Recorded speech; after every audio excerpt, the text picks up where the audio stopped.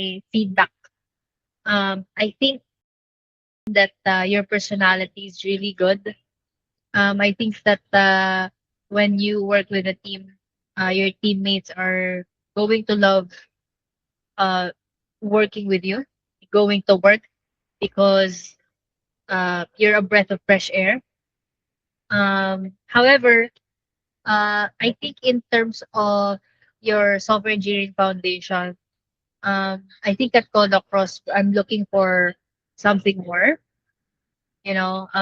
especially when it comes to, logic and being able to organize your thoughts in such a way that madali siyang maintindihan ng AI. Kasi I'm not gonna ask you guys naman to code everything from scratch. I'm going to encourage you guys to use AI. However, whatever you feed AI, if you feed it a sloppy value, it's also gonna give you a sloppy result. So it's very important for me that the way you structure your thoughts, the way you organize your thoughts is super well such that si algorithm mo wala siyang butas.